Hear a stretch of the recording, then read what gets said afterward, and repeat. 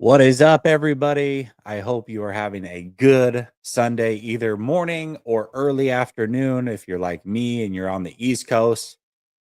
And before these games start in about 45 minutes, I figured why not jump on, talk a little San Francisco 49ers, and hopefully some of y'all have some takes you want to get off. Curious to see what you think about the 49ers game today. Are you as confident as you would normally be against Seattle? There's definitely some things that have changed here. George Kittle likely is not going to play. So we're going to talk about all of that. Link is pinned to the top of the chat if you want to get in. We'll hit this intro and we'll come right back.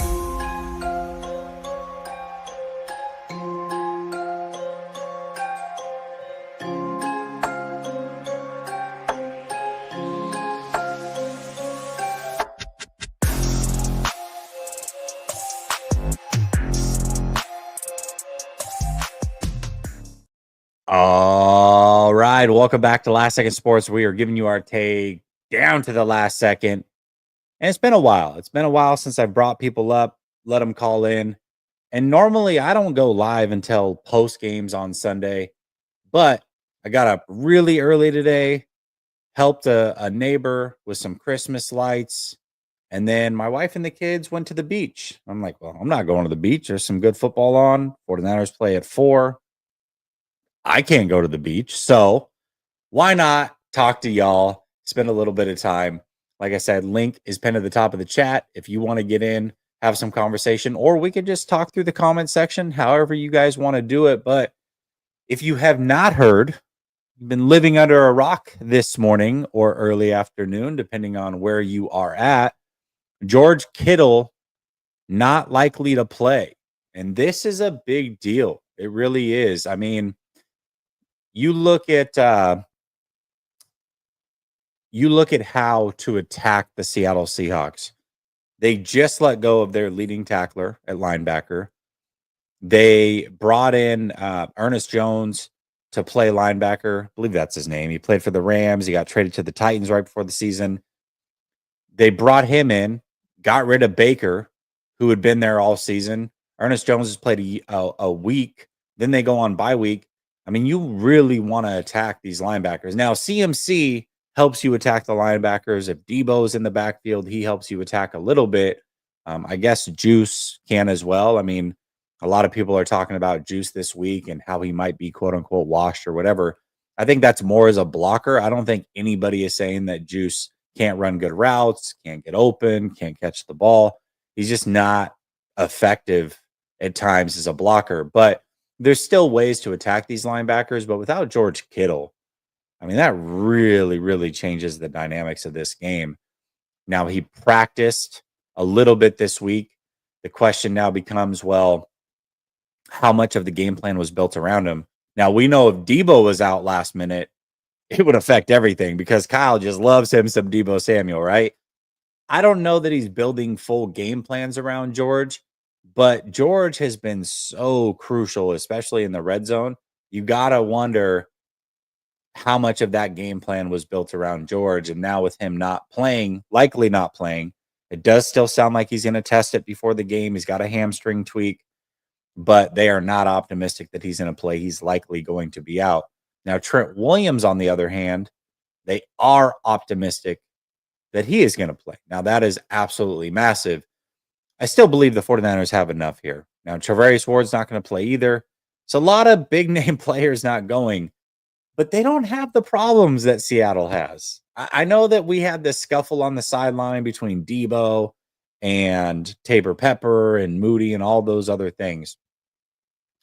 The Seahawks came off a bye week. They cut their leading tackler, just outright cut him.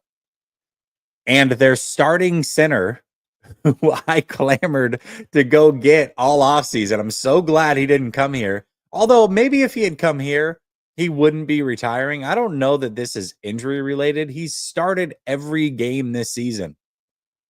So I don't think it's injury related. I think he's done with Seattle. Whatever's happening over there, I don't know what's going on. He might have actually stayed and played here for the 49ers, and he certainly would have been an upgrade, even if just for 9 games over Jake Brendel. But Connor Williams retired early this week. Their starting center As soon as they get their right tackle back, who hasn't played in a little over a year, they finally look like they're going to have a decent offensive line. Connor Williams is like, nah, I'm out. I'm retiring. So Seattle has some weird things going on. And Geno Smith is still their quarterback, which is the great equalizer in the opposite. Great for the San Francisco 49ers. But, the 49ers still have weapons. It's not like they're not going to be able to move the ball or won't be able to score because of talent. They're going to have Jennings. They'll have Debo. They'll have Ricky. They'll have CMC. They'll have Mason, who they won't use. But he'll be there if they want to. So I think the 49ers have enough weapons. And then defensively, yeah, Charvarius Ward's not playing, but he didn't play last week. Definitely a different matchup this week. They've got 3 good receivers. The Bucs didn't have any. But Renardo Green's good. Like, I trust Renardo Green. I don't know how much I trust, let's say, Isaac Yiadom or Rock Ya-Sin. If they have to play a little bit, and they will. But as far as the starting corners go, I feel good about that. So I still think the 49ers should win, but I think this is much closer to a 50-50 if George Kittle doesn't play. I do. And if Trent doesn't play, then you got to lean Seattle. I mean, at some point, it's too much. Like, you can be the more talented team and the better team, but once you lose so many players, at some point you just can't overcome that. That's the way it is for every team. And the 49ers would be no different. George Kittle hurts, and if George Kittle misses next week against Green Bay, I'm worried. This game at home against Seattle, a team that they own, with Geno Smith on the other side, who's just can't wait to throw a pick or two, I think the 49ers still should win this game, but it's closer to a 50-50 because of it. Trent doesn't play. I think Seattle should be the favorite. I do. So, all right, I'm going to bring on Alan real quick. See what he's got to talk about.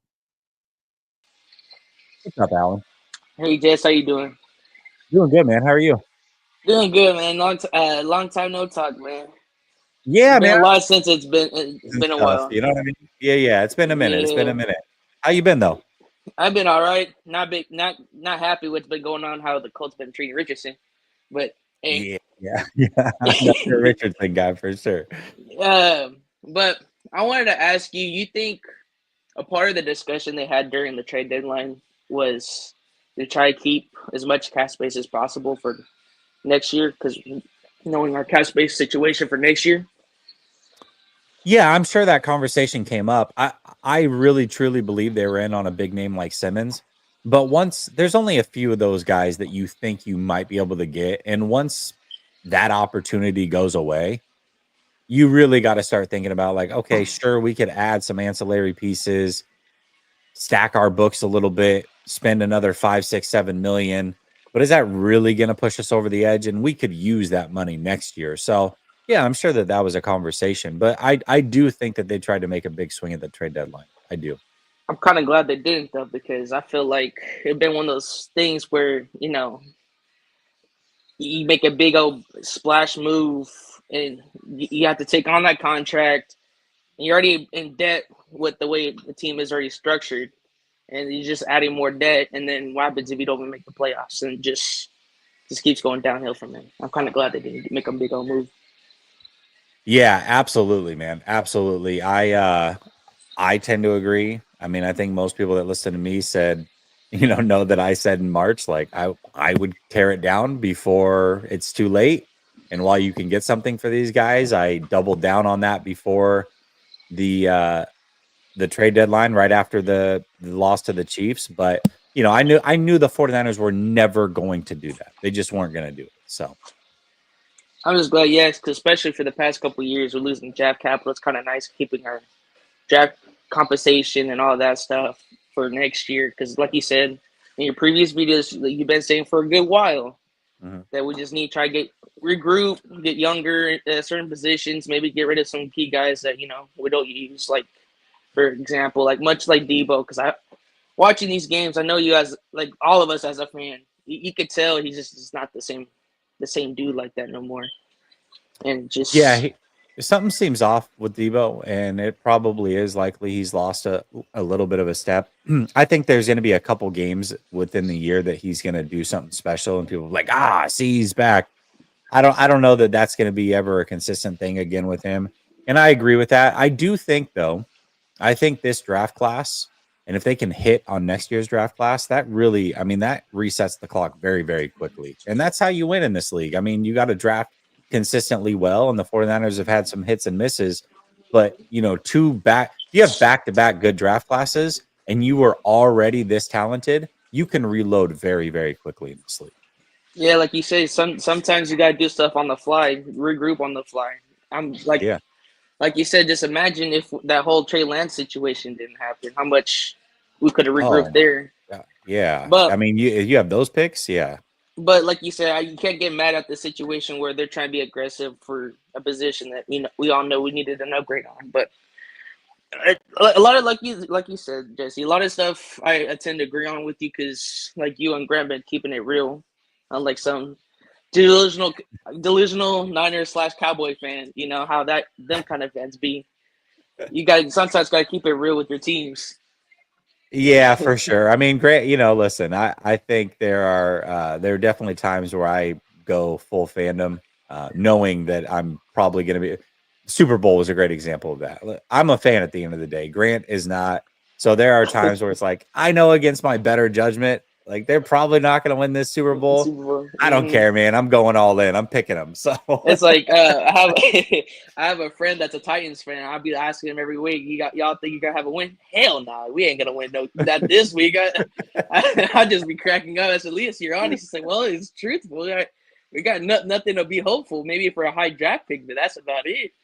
yeah, pretty much, man. And that's the other thing too is it is a fine line because we are lucky that this team has competed for as much as they have, because it's a lot of fun, and it definitely sucks when you're not competing. But then the other hand, it's like, man, at some point you got to break through, and if you're not breaking through, then is it worth it to have a down season or two to try to retool and rebuild? I think it is. You know, at some point it becomes worth it. Yeah, I agree. All right, Jesse. I see my time is about to come up, and I appreciate your time. It's always a pleasure talking to you. You know, just about everything. It's kind of nice talking to you. I appreciate you, Alan. Thanks for calling No in, problem. man. Have a good one. You too. You too. All right. All right. I got Chua backstage here. Let me get to him in a second. Let me read these super chats. What's up, Coach? This guy, dude. This guy right here. Let me tell you about Coach real quick. So I called Coach this morning. Coach does this thing where he answers the phone, but he's not ready to actually talk to you. He's in the chat. He knows exactly what I'm talking about. He'll answer the phone, but he's not ready to talk to you. And instead of just be like, hey man, I'll hit you back, like you'll start a conversation with Coach and you'll start getting in the weeds about this conversation. You'll be going off for like 2 minutes. And then you say something, no response from Coach. So you know, like Coach is like tied up, busy. So you know, just let him do his thing. And then eventually he's like, hey man, like after like 60 seconds of silence, like, oh sorry. I was just texting something, man. Hold on a second. I'm so sorry. This is like every conversation you have with Coach. Brother Bob says 18 months of my money, well worth my hat coming soon. We'll see, man. 2 weeks. 2 weeks, man. 2 weeks. Shady Luke says NFC is getting saucy. It is, man. It is. And the 49ers have their chance. They definitely have their chance for sure. All right, let me get to Chua here, see what he wants to rap about. What's up, Chua? How are you? Good. How about you? Am I saying that right? I feel like I'm not. Yes, you did. Okay, all right, cool. All right, what's on your mind, man? My questions to you is why Jake Brindle is the lowest pass blocking. Why is he the lowest pass blocking center, or why is he starting for the 49ers knowing he's the lowest passing blocking center? Yeah, he is. Why he continues to start is beyond me. In fact, I've brought this up a few times, Chua, but I don't know if a lot of people remember this, but Kyle Shanahan a couple years ago, it was before they had Brendel as the starting center. He said the center position is the heartbeat of his offense. And then he proceeded to start Brendel and re-sign Brendel and continues to start him. I don't understand it. And my last question: Can if George Kittle cannot go today, who should passing tight ends should be? I think red zone wise, you got to look to Jennings. So when you're getting close to scoring, I think Jennings has got to be your guy. And I think, for as much crap as Juice is getting this week as a pass blocker or run blocker, just blocking period, more as a run blocker, I think he can be a threat in the pass game. He can get a few. And then CMC is going to get a ton as well. So that's how I would split it up.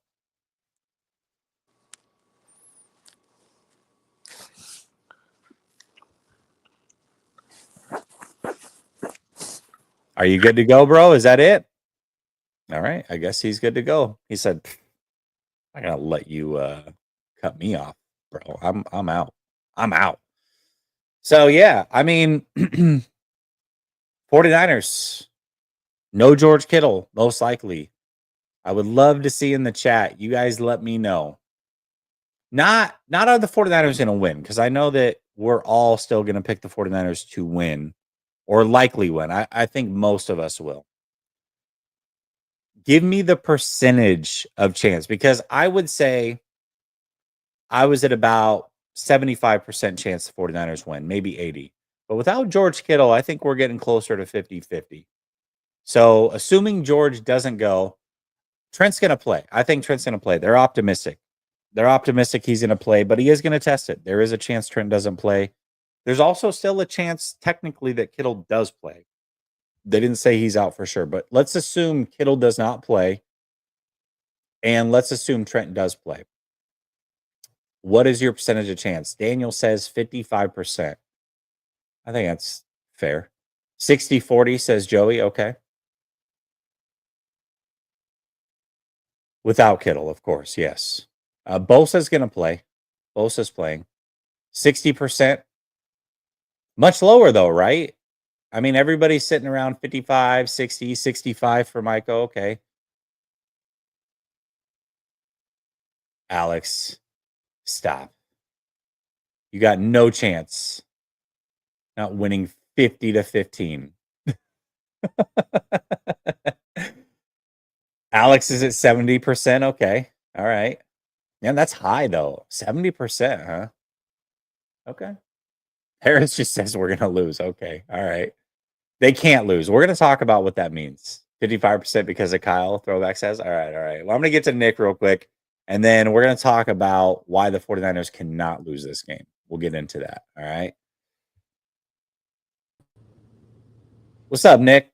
What's up, Jesse? How are you? Can you hear me? Yeah, I got you, man. How are you? Perfect. I'm good. I haven't talked to you since the Rams game. Yeah. It has been a minute. But at the Rams game, we were talking about Jacob Cowing, and you were saying that you thought he was going to have a good game. And I agreed with you because I thought Kyle was going to finally let him play. But does anybody else feel like he's in the doghouse like Ayuk was? But that doesn't make sense to me because Kyle's letting him return punts. And he's talking about, he's like, yeah, he's really sure-handed. A couple things have happened where he's been tripping up in recent weeks, or, he had the fumble last week, but I mean, somebody knocked the other player into him, so it wasn't necessarily on him. But do you feel like he's stuck in the doghouse and it's going to be the same situation as Ayuk, where when he finally lets him play, he's going to have big games? Or do you think he's got a shot, or what's your take on that? I don't know, man. I don't know that he's stuck in some proverbial doghouse, but what I do think is, and we can all attest to this, Kyle Shanahan does not like to play rookies. He just doesn't. And even Ricky's first game back, you saw how much had to happen for him to get on the field. Like, remember, Brandon Ayuk got hurt in that game. Debo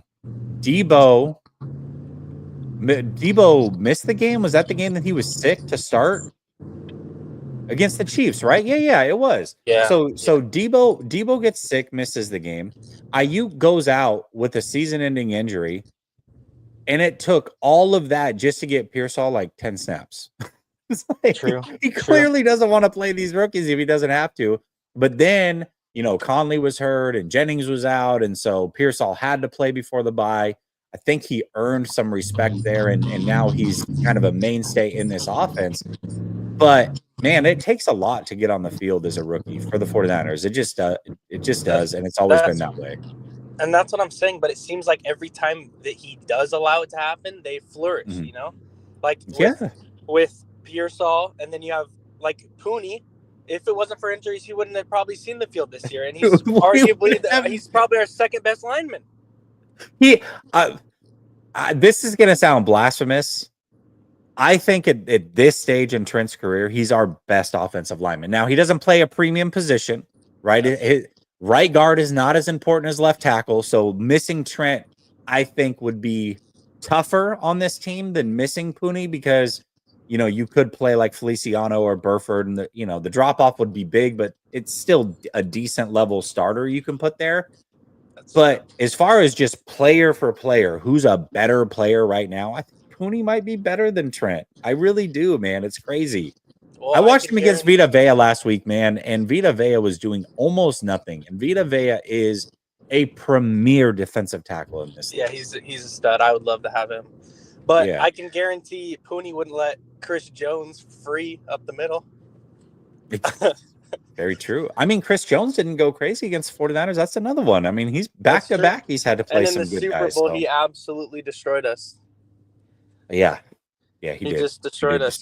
Okay, then my other thing that I want to say is, tell me why I feel like there's going to be, like, there's two worlds that the 49ers have, like, this season. Like, there's two ways that it goes for the rest of the season. Okay. One is we either miss the playoffs or we make the playoffs and lose in the first round. Or like get bounced in the wild card. Yeah, or we have a season like we have had where we barely sneak into the playoffs, and then somehow in the playoffs our running game is unstoppable, and Purdy looks like a dog, and we just rout the playoffs and somehow make it back to the Super Bowl when no one expects it. Yeah, I mean, this happens every few years. I will say this, and and I don't know if it's like a fan thing that makes you want to go down this path, and me as well. When I say you, I just mean us as fans. Yeah, of course. It makes us want to go down this path, but it is true that there is a team every few years that isn't the best throughout the regular season, but they sneak in, they're hot at the right time, they're talented, and they just go on this run, man. That like, where did that come from? How did they won their final 3 games, they eked in, and then boom, they're on fire. So I do think that that's entirely possible. But yes, the other possibility is they just miss the playoffs completely, and that's it. So and this has happened multiple times with the Niners, where it's almost like we have our backs against the wall, because you were talking about how we have to win the next 6 out of 9 basically to even get in or have a chance, right? Yeah. And so our backs are against the wall, and I think the team knows that. It's not like Kyle's just acting like, we got it in the bag. So I don't know. I feel like they know that, and it is a veteran group where they understand stuff like that, and it's not, it's not like they're just walking through game by game going, oh, I hope we get in. So I don't know. Yeah, but the other part is injuries, right? Like you got a game like today where it's like Seattle is clearly not on your level, but Charvarius is still going through his personal stuff, and take your time. But, you got that. Then all of a sudden Kittle, the game day, is not going to play. It's likely he doesn't play. So, things happen throughout the season. And that's why going 4-4 to start was so unacceptable. So unacceptable. And now you're having to battle. You look at a team like Washington, for example. Washington got 7 wins fast. They started 7-3. Now, Washington, I don't think any of us is like, okay, if we play Washington, we can't beat them. Certainly, the 49ers are probably better than Washington at this point if they had to match up. But Washington got their 7 wins, which means they only have to win 3 down the stretch, and they're basically in. That is a far cry from what the 49ers have to do, where it's like they got to be almost perfect down the stretch in order to make the playoffs and win their division. And that's what happens when you start 4-4 versus 7-3 like they did. That is true. But Washington is also a scary team for me because they're young, which I don't know. Young teams always seem to put in a shit ton of effort. It kind of reminds me of Arizona's defense last year, where they had no name, buddy, like just a bunch of no names, but they just played really hard. So that, and then also running quarterbacks, you tend to struggle. Yeah, I mean, they're interesting, right? Like they could go on a interesting. run. I could see them doing like the Packers thing last year, where they sneak in, they win a game or two type of thing. But also, like right now, things are kind of falling apart on them. So, you know, a lot of people are like, oh well, it's not like Washington scares me. It's like it doesn't matter. They're going to be in the playoffs, and you may not be. So that's and they also it's not about what scares you. And Lattimore hasn't even started yet, and he's an absolute stud. Yeah, he's still hurt. Yep. And they haven't had their bye. They play the Saints, the Cowboys twice. Like they're gonna get in the playoffs. They just are. Yeah, they do have a tough stretch coming up, so I'm curious to see how they respond to it. But anyways, thank you, Jesse. I appreciate you always. Finally got in on a call-in show, so thank you. I know. All right, Nick. It was good talking to you, man. All right. God bless, brother. Yeah, you too, brother. Later. There we go. There's Nick. There's Nick. All right. Get Nick going. Get a couple supers. Gregorius Greg. I think that's you backstage, yeah? Okay. All right. I thought so. Get to you in a second, bud. All right. We got brother Bobby says, I always catch coach on the phone when he's eating. Hey man, sometimes you gotta squeeze it in there. You gotta get some food in between talking on the phone and working. What's up, AC? How you doing, brother, man? Your Seahawks are gonna lose today, but appreciate you as always. Okay, we're gonna get Greg in, then we're gonna get to Red Jet, and then actually, let me do this.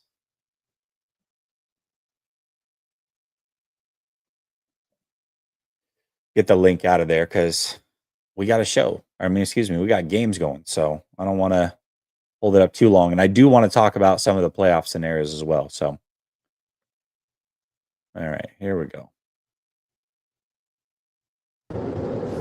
What's up, Greg? Hey, man, how's it going? Doing good, man. How are you? Are you on the way to the game right now? I am. Going to our first game. Me and my boys are going to our first game at Levi's. We've gone to other places, went to the Super Bowl. We're from Seattle, so we go to the game up there all the time, but we've never been to Levi's. So today's our first time. So I'm pretty excited. Okay. Pretty excited. Enjoy. Yeah, my boy back here is Seahawks. Can't raise them right sometimes, but anyway. Dude, listen, I got a Ravens fan as a kid, so I hear you. Yeah. But it's fun. But yeah, so we were listening to your show while we were driving in, right? And so we were like, what would we ask if we called in? And the question I got was, since we're going, the first time watching them in the stadium, what would you look for in particular? What do you watch when you go to the game in person? What do you look at? Yeah, I mean, I catch different things. I just went to the Tampa Bay game, and there were a couple things that I was looking at. I was watching Kyle pretty intently at times because I just like to see, like, what is his engagement with the team? Does he? Because I know at training camp, he's not engaging with the team at all. He's just into it, whatever he's got going on. And so I like to watch his sideline etiquette. How is he reacting when things aren't going well? What's his temperament? Is he talking with some of the guys on the team? How does that look? Is there a radio in the background? Sorry, it's just really. Nope, just you in the car. Okay. All right. I apologize. Anyways, so I watched him. I specifically was watching Pooney and Vita Vea a little bit, that matchup, because I just wanted to see what Pooney looked like against an elite interior lineman. So for me, that was a big watch. And then obviously it was CMC's return. So, focusing in on him. And then, obviously there are times where you're just watching the ball, you're ball watching, but it was. But yeah, man. So there's different things going on. Yeah. What would you watch today? What would I watch today? I would be really curious. Yeah, I would be really curious as to how Renardo Green matches up with Seattle's receivers. So Bernardo Green was a starter last week, but when you watch him, he looked really good. However, there was no threat. There was no outside threat from the Bucs. So now that he is a starter with Charvarius Ward out, what does he look like against DK? What does he look like against JSN and Lockett and some of those guys? Because this is going to be a real test for him. So I'm going to watch that. And then I would also watch in on Bosa. He had that hip injury, and last week he was really ginger throughout the game. He was grabbing it, he was grimacing, all of that. So I would be watching like how are the guys that are injured? How do they look? How is Trent moving? That type of stuff. Okay. All right. Hey, man, you have a good day. Thanks for taking my call, man. And go Niners. Thank you, man. I appreciate you. Thank you for always supporting, and good luck to you guys. Have a lot of fun, and tell your son that's a Seahawks fan that after today we will accept him in the fan base. Will do. He heard you loud and clear. All right, brother. Have a good one, man. Dang, my son's a Ravens fan, which is already like hard enough, right? But a Seahawks fan, I don't know how I would handle that one. That one would be tough. That would be tough. A team that you absolutely hate. It sounds like Greg said he was from Seattle, so I get it. You're born in Seattle, all your friends, and when he was growing up, he looked like he was. It's tough to get a beat. I gotta imagine maybe 15-ish, something like that, 15, 17-ish. When he was growing up, like that was 2010, 11, 12, like 13, that time frame. Seattle Seahawks beating them. Now they kind of low-key owned the 49ers. They did. And so you got your dad who's a 49er fan. Your friends are all Seahawks fans. You're living it. They win the Super Bowl. So you got the parade and everything in your city. I understand it. I'm not saying I don't understand it. I don't know how I would deal with it, though. That's a whole different ballgame. I definitely understand it. I don't know how I would deal with it. And Dave says, what up, Jess? Always good to see you. Appreciate it. Thank you, Dave. Appreciate you as always. Okay, let's get to Red Jet here, see what she's talking about, and then we'll close out the final 5 minutes talking about the playoff picture here.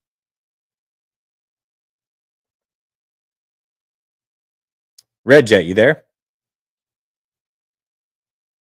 Let's try again. Uh-oh. All right, I think we got you. Can you hear me okay? Yep, I got you. All right. Good morning to you. Good morning. Thanks for taking the call. I appreciate you. Good to see you. It's been a minute since Twitter, so I just wanted A to come long through. time. Yeah, it's been a long time. It's been a minute, sure. yeah. So today with Kittle possibly being out, I guess I'm looking for the cliche of the next man up. Looking for the rookies to do what they're, do what we expect them to do, which is do the job. I'm looking for Kyle to not be Kyle Levy. Shout out to Brother Bob. And I'm looking for them to do what they're supposed to do, seeing as Arizona's on the break. And we could possibly take that 6-4 today, and hopefully next week when we go to Green Bay, that's going to be a real gauntlet for us. And even though Arizona does go to Seattle, that's going to be a win for them. So it's going to be a foot race to the end, in my honest opinion, being that Detroit is in first place, and then you have Philly, you have Washington. They're all doing extremely well right now. So that's my what if, just what if we do what we're supposed to do down the stretch, because we have some teams that we need to be looking out for. One of them being Detroit, which is it's the second to the last game for us for the season. So I'm looking for focus. I'm looking for do what you're supposed to do. Let's just keep it clean, because penalties at the end of last week was this beyond uncalled for, just ugly, unnecessary. I mean, I could go on and on, but being at 5-4, we should be right there with Detroit and all those other people that should have, would have, could have, right? I'm looking for Brock to just not be a hero, just do your job. If it's not there, throw it away. don't take a sack and please don't fumble it and turn it over. Let's be that football team that we've been waiting for the sixth chip for 30 years. So that's kind of what I'm looking for. I'm kind of on the same page with you. If I was at the game today, I'd be looking for the same things. But then being a fan, I'm all, what are you doing? What's going on? I turn into fan mode, and you Yeah, totally of forget course. what you're looking at, right? So yeah. Of course. Yeah, you get the first down chance going and stuff. But yeah, I think penalties immediately what popped into my mind was Renardo Green again. I was just talking to Greg about that and how I would watch him. I love Green. I do. But one of the things that he really struggled with in college at times, not a lot, but if there was any critique to his game, it's he gets a little handsy, a little aggressive. And so, does that happen in today's game? Does he get a matchup with DK, let's say, and Gino takes a shot, and all of a sudden Renardo Green's getting a little handsy, and you get a big 40-yard penalty? How does that change things? So that's one thing I am curious about is can he keep it together? I know that he can go stride for stride with these guys. I know he can cover and phase, but he does get handsy, and that's going to be, interesting to see for sure. Yeah, absolutely. Like I was also thinking too, like me, I kind of prefer the Niners to defer to the second half for that reason. Yeah, But for sure. like it seems like every time we get the ball first, something jacked up happens. I hate to be that superstitious fan, but that's something that I've noticed. I hate to be like that, but it's something that I go, just don't touch the guy, keep him upright, please, please, please, please. Let's keep their team upright. I hate to be like that, but that team is known for living in our heads rent free, literally. And the same thing goes with the other teams. Even though the Rams aren't doing that great, they do it too. The Seahawks, the Cardinals, they do it too. And we're known for taking that bait. So I'm hoping today that we just don't do that and don't get these boneheaded ass penalties that we don't need to have. And like you said, I hope we just keep it clean and keep focused and please don't get handsy. Like you said, I totally agree with that. I also like what you said about Brock just playing within himself. I mean, I think that's, last week he threw for 350 yards, but a lot of that was because he did what he did last year, which was he was taking the underneath stuff and allowing those guys to go. Great ball placement, allowing those guys to go make plays, and the yards added up. And as long as he isn't making mistakes and can play mistake-free football today, I think Gino will turn it over. And so that's the difference in the game right there. If he can just play mistake-free football, like you said, play within himself, I think that's enough for him to win. He doesn't have to go out and be a hero today. Right. No, absolutely. Just like I said, keep it clean, do what you're supposed to do. You don't have to have 400 yards, although I'm not mad if you do. I'm not mad at that at all. If you have sure. like if you have like 8 touchdowns, that's good too. But we just keep it clean and just, like I said, if it's not there, or he's been good for using his legs this year. If you see an opening, take it. Even if it is 6 yards, take it. I'd rather go first and or, second and 2 than second and 17. You know what I mean? None of us wants that. So like I said, if we just keep it clean today, mistake-free football as much as possible, because this team is known for, trying to bait us, and we do take the bait. Not gonna lie, we should be okay. But yeah, no, good to talk to you. I know you got other stuff you want to talk about, but I just wanted to shout you out, say what's up. Good to talk to you and hear your voice and see you. So enjoy the game. Go Niners. Thank you. I got you, friend. Have a good day. All right, you too. You too. It's been a while, man. She Twitter Spaces back in the day. She was always in Twitter Spaces when I was, and we'd all be rapping about the 49ers. So she's retired on Twitter, I think, and she's often in the YouTube chats showing love to people. So appreciate you, Red Jet. And Shante, listen, I agree with this. Completely agree. He's been playing great, but the reason I'm curious to see how it goes today, being that he is the starter, like not just coming in as the guy off the bench in nickel situations. Last week he had to start with Ward out. He was the outside corner. He wasn't the outside corner when nickel packages were happening. But it's a big difference playing against wide receiver 4 and 5, like the Bucks had last week, than playing against wide receiver 1, 2, and 3. And I mean, 1 through 3, I don't know many teams that have a better trio Now that JSN has really kind of popped off with DK out, I don't know many teams with a better trio than the Seattle Seahawks. Now, Geno Smith is the quarterback, and that definitely factors in for sure. But as far as just pure good receivers, having 3 of them, they're right up there with anybody. I mean, at worst, maybe 3rd best, something like that. But this is a test. This is a test. So I'm just curious to see how it goes. I'm not saying he'll fail it. I would be watching for it though. I definitely would. So I did want to talk about, before we got out of here real quick, the playoff picture. So you're going to want to watch the Packers and Bears, obviously. Definitely rooting for the Bears. Although I think they've fallen all the way apart. I doubt the Packers coming off a bye lose, but stranger things have happened, and it is a division game, so you never know. And then the Rams and Patriots. The Patriots are playing some pretty good ball right now. The Rams are not playing good football right now. Surprisingly, they got all their guys back, and somehow the continuity's off with the offensive line, what have you. They're not playing good football. Maybe the Patriots can steal one here. I think that there's a possibility, and that would stick a fork in the Rams. So that would be great. That would be great. But I do want to talk about the playoffs real quick, because Washington lost to Philly. And a lot of people are like, listen, I'm not worried about Washington. And I'm not necessarily worried about Washington if the 49ers had to play them, but I am worried about them in the sense that who's going to make the playoffs and how hard it is to make the playoffs. They're a 7-win team. They haven't had a bye. They're coming off a mini bye. Then they play, I believe, Dallas and Tennessee. They're most likely going to win those games.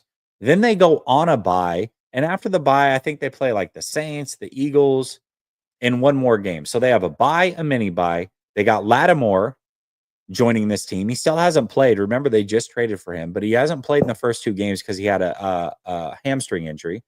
So you're going to add him. You got a mini bye and a bye. You've got 4 very winnable games. They're going to make the playoffs just simply by starting 7-3. That's what that affords you. Now, the 49ers, the reason this week is so important is for 2 reasons. One, you play the Packers next week. If you beat the Packers, let's assume the Packers beat the Bears today. Okay. If you beat the Packers next week, you and the Packers have the same exact record, and you own the tiebreaker. Now, I think the Packers' schedule is a little bit easier than the 49ers down the stretch. But if you end up in a tiebreaker scenario for that 7th seed with the Packers and you have that win, you're in. So that's a big game, but only if you win this week. If you lose this week and beat the Packers next week, sure, that helps, but you're still a full game behind. And then you've got to close that gap while playing teams like the Bills, the Rams, the Dolphins, the Lions, and the Cardinals. That's going to be tough to do. So you have to win this week. And then if you win next week, even if you don't win the division, you've really got a chance because you own the tiebreaker versus the Packers. So the Packers, I think, are a team that the 49ers can run down in a wild card scenario if they beat them, but they've got to win this week. Now, the other reason they've got to win this week is because of the tiebreaker against the Cardinals. Let's say you can't run the Packers down, but you go into that final week behind, a game behind the Cardinals. But if you win that game, you own the tiebreaker as long as you don't lose any more in the division. And the Cardinals, who haven't lost in the division neither, you have to also have them lose 1 game. They play the Seahawks twice, they play the Rams, and they play us. If we beat them, that's 1 loss. But they would need a second loss somewhere else. And I believe they will probably lose one of those division games. Twice against Seattle, once against the Rams. I think they're going to lose one of those games. However, if you lose to Seattle, now you need them to lose 2 of those 3 games on top of beating them in order to own the tiebreaker if you have the same record. That's why today is a must win, in my opinion. You have to win today. And it's going to be tougher because George Kittle's out and all these other things. I understand all of that. But if the 49ers lose today and they have to rely on the Cardinals to come back to the pack and lose 2 out of the 3 division games that they have remaining before playing the 49ers, I just don't think that's going to happen. I don't think it's a realistic possibility. I don't. And then if you lose today, and even if you beat the Packers, you're still a game behind them. The chances of running them down as the wild card, even though you have that tiebreaker, I just don't think that's possible either. They have to beat Seattle. They have to beat Seattle. They have to beat Green Bay. They have to beat the Rams, and they have to beat the Cardinals. Those games are must win. In my opinion, they lose any of those games, it's over for them. Buffalo, you can lose to. It's an AFC team. It doesn't mean as much. I'm not saying they can lose all these games, by the way. I'm just saying you can lose to Buffalo. You can lose to Miami. You can lose to Detroit. Those games, if you're going to lose any of these games down the stretch, those are the games you can lose. You can actually afford to lose those games. You can. You cannot lose the 4 that I just talked about. You can't. You have to win the 4 that I talked about. That gets you to what? We're 5-4. That gets you to 9 wins, and then you have to win one of the other remaining 3. One of the other remaining 3. And that gets you to 10 wins. And then that gets you the tiebreakers against Green Bay, gets you the tiebreakers against the Cardinals, and that's going to get you into the playoffs, in my opinion. So they've got to win those 4. Plus, they got to pick up one of the games between the Bills, the Dolphins, and the Lions. And if they do that, they are in the playoffs. If they lose to the Packers, they lose one of these division games, I believe that's going to be what we look back on and say, that's why they didn't make the playoffs. It was that game. That was the final straw that broke the season's back, was one of those games. So very, very important. Make sure that you're paying close attention to these division games and close attention to that Packers game. And we'll see how it goes. Good luck to the 49ers. Hopefully we are coming back in a post-game scenario, celebrating a victory. You guys enjoy the early block of games. There's some great games on, and we'll see you after the game for the post-game rant. We'll talk to you soon. Hold on. We got Brother Bob. He says, can I get the links? No, it's too late. I'm sorry, bro. It was up there for a while. Dave says, Jesse, it's the most heartbreaking thing to watch the Niners every game in my life and now want them to lose just so Lyle gets fired. It's not okay. I want my team to win, and I want Lyle Levy gone, please. Yeah, that's a conundrum that you've got yourself in. I mean, ultimately, you got to root for him when the game's being played. There's no way that as a fan that you that switch doesn't flip when the game's being played. It's just the way it works, man. You can say all that, but when that game's played, if you've got a game-winning play, 4th down, game on the line, you're rooting for the 49ers to win.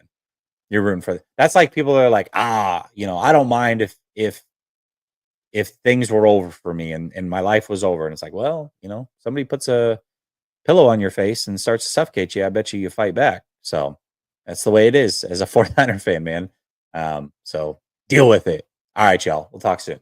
Peace.